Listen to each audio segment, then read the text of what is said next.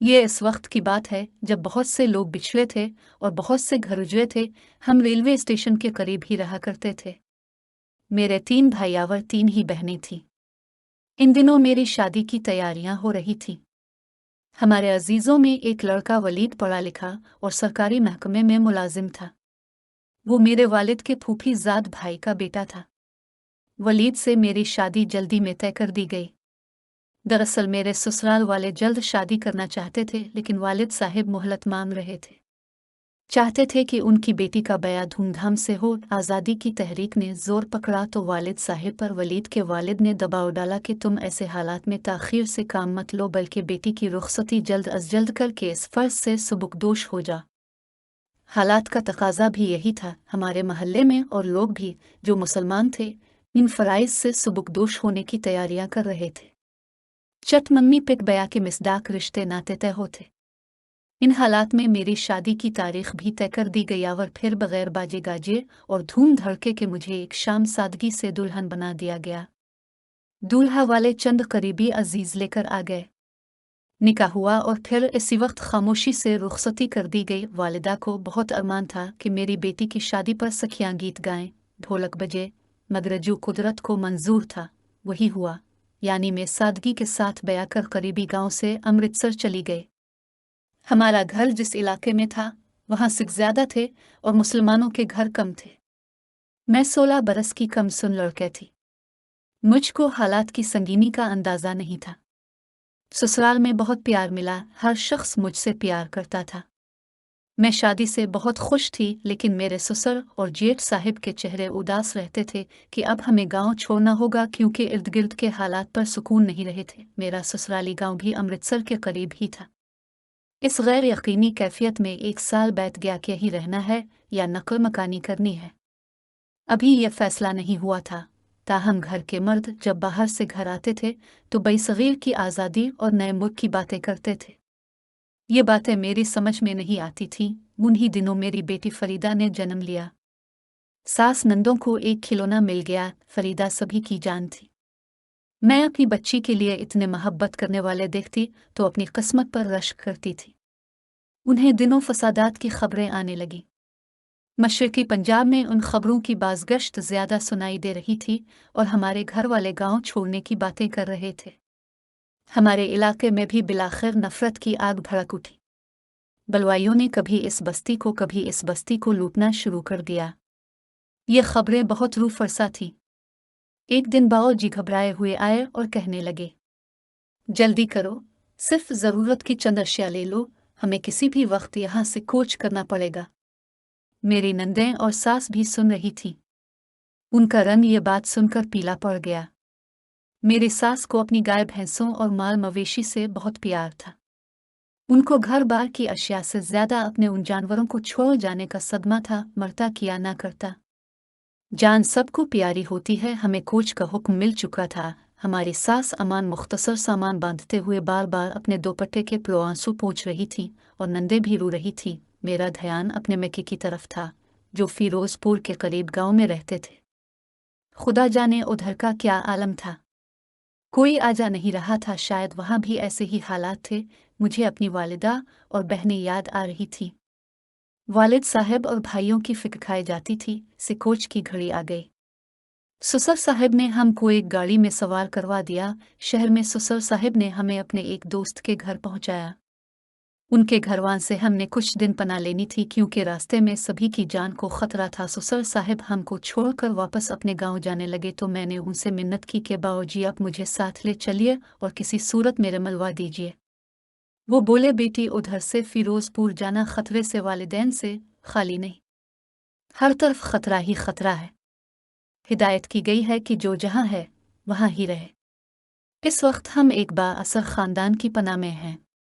अगर यहाँ से निकले तो फिर जाने कोई हमें ये वक्ती पना भी दे आना दे। चचा की बात एक हकीकत थी, लेकिन मेरे सर पर तो अपने वालिदैन और बहन भाइयों की मोहब्बत सौर थी। इस इब्तिला की घड़ी में मैं उनका हाल जानना चाहती थी और जल्द अज जल्द मिलना चाहती थी। मैंने जोर शोर से रोना शुरू कर दिया कि जो हो मुझे उनके पास जाना है या फिर उनको यहाँ लेकर आइए। मेरी हालत देखकर वो सोच में पड़ गए। उन्होंने वदा किया, बेटी तुम तहम्मुल से काम लो, मैं इनकी खैरियत मालूम करके ही लूटूंगा। जो ही कोई सबील नजर आए कि तुम उन तक वो तुम तक पहुंच सकें तो कोशिश करूंगा कि अच्छा हो जाए। जिन लोगों ने हमको पनाह दी थी उनके बुजुर्ग गिरचा हमारे हम मजहब नहीं थे, लेकिन खुदा तरस इंसान थे। उन्होंने भी समझाया कि बच्ची सब्र से लो, ये बड़ा कठिन वक्त है। मैं भी ध्यान रखूंगा कि जब भी कोई गाड़ी फिरोजपुर जाने वाली हुई मैं तुमको बाहिफाजत वहां छोड़ रहेगा। इन सब की बातों से मुझे सब्र नहीं आया बल्कि मजीद रोने लगी। 2-3 दिन ऐसी उलझन और परेशानी में गुजर गए। आखिरकार साहिब खाना ने मुझे खुशखबरी दी कि उनकी गाड़ी फिरोजपुर जा रही है। अगर वालिदैन की तरफ जाना है तो तैयार हो जाओ। वो खुद भी हमारे साथ जा रहे थे। मैं और मेरी बच्ची का मफरियुद जो इन दिनों 6-7 माह की थी और मेरे ससुर साहिब, हम तीनों बुजुर्ग के हमरा उनकी गाड़ी में रवाना हो गए। मुझे उन्होंने अपनी बीते के कपड़े पहना दिए और मेरे ससुर ने वैसी ही पगड़ी बांध ली जैसी सिख मजहब के बुजुर्ग बांधते हैं। रास्ते में हालात बड़े मखदूश थे, लेकिन जो बुजुर्ग सरदार हमारे साथ जा रहे थे वो इस इलाके के जाने माने और बाअसर आदमी थे, इसलिए बलवाई उनको देखकर एक तरफ हो जाते थे। कोई भी उनकी गाड़ी को नहीं रोकता था। मेरी दिली कैफियत और दुख को महसूस करते हुए चचा मुझे ले जब हम वालिद के गांव पहुंचे तो मैं ये देखकर खुश हो गई कि वहां सब खैरियत बढ़िया थे। मैं के वाले हमको देखकर खुश हुए। हम एक रोज उनके पास ठहरे। अगले दिन हमारे मेजबान को वापस जाना था। उन्होंने हमें कहा कि आप लोगों ने वापस जाना है तो अभी निकल चलिए, कल तक का कुछ पता नहीं कि हालात क्या से क्या हो जाएं। हम यहाँ फंस जाएंगे। मेरा दिल ना चाहता था कि अपनी माँ और बहन भाइयों को छोड़कर जाऊं, मगर चचा साहिब की वजह से मजबूर थी कि वापसी के वादे पर यहाँ लाए थे। जब हम वापस जाने लगे तो मेरे मैके का हर फर्द रो रहा था। अम्मी जान फरियद को कलेजे से लगाए हुए थी। जब मैं लेने को हाथ बढ़ाती वे से भींच कर रोने लगती थी। ऐसी सूरत में मुझे माँ पर रहम आया। सोचा जो खुदा को मंजूर होगा वो होगा। क्यों ना मैं फरीदा को अम्मी जान के हवाले कर जाऊं, क्योंकि रास्ते में ऐसे नज़ारे देखे थे कि वापसी में भी जी डर रहा था। मैंने अपनी बच्ची को आखिरी बोसा दिया और अम्मी को देकर कहा, अब ये आपके पास ही रहेगी, और जल्दी से बाहर निकलकर बुजुर्ग मेज़बान की गाड़ी में बैठ गई। सफ़र तमाम हुआ और हम जीम गए थे। दोबारे साहिब खाना के घर बाखैरियत लूट कर आ गए। हमको खैरियत से देखकर सबके चेहरों पर इत्मीनान की लहर दौड़ गई। जिस रोज़ हम लूटे थे इसके दूसरे दिन ही ज़बरदस्त फसादात शुरू हो गए और इस कदर हौलनाक खबरें आने लगे कि दिल दहुल रहे थे। हमें मेज़बान ने घर के तहखाने में कई दिन तक छुपा कर रखा। वो हमें खाना भी तहखाने में पहुंचाते रहे। सच है कि हर मजहब में अच्छे बुरे होते हैं, सब लोग एक जैसे नहीं होते। जब फसादात की आग जरा धीमी हुई तो फौज ने मुहाजिरों की हिफाजत का जिम्मा लिया तो हम भी निकले। अब हमें फिरोजपुर जाना था, जहां अपने मैके वालों का पता करना था। इसके बाद ही आगे जा सकते थे। हमारे आर्मी की एक गाड़ी थी, इनमें गोरखों के अलावा गैर मुल्की फौजी भी थे। जब हम घर के दरवाजे पर पहुंचे तो वहां ताला लगा हुआ था। पास पड़ोस के लोगों से पूछा, उन्होंने कोई तसल्ली बख्श जवाब नहीं दिया। तब चचा जान और वलीद दीवार फलांग कर अंदर गए ताकि हालात का जायजा ले। तमाम घरेलू सामान जूं का तो मौजूद था, बलवे के कोई आसार भी न थे, यानी कोई खून वगैरह न था। ऐसे महसूस होता था कि आर्जी तौर पर घरवाले कहीं चले गए हैं। सामने मेरी बच्ची के फराक खिलौने और जूते रखे थे। जाते हुए वो इन ज़रूरी चीज़ों को भी छोड़ गए थे। मैंने फरीदा के कपड़ों को उठाकर आंखों से लगाया और रोने लगी। दिल बर्दाश्ता होकर फिर वहां से निकले। इसके बाद भी काफ़ी जिदोजहद की, मगर मेरे मैके वालों का सुराग ना मिल सका कि कहाँ गए। पछताने लगी कि जब उम्मी से मिलने गई थी अपनी जिगरगोशा को तो उनके हवाले ना करती। यूं मेरे वालिदैन और बहन भाइयों के साथ साथ मेरी बेटी भी खो गई। मायूस होकर हम भारत की सरहद उबूर की और लाहौर आ गए। यहाँ बाहिफाजत पहुंचकर सब ने अल्लाह ताला का शुक्र अदा किया।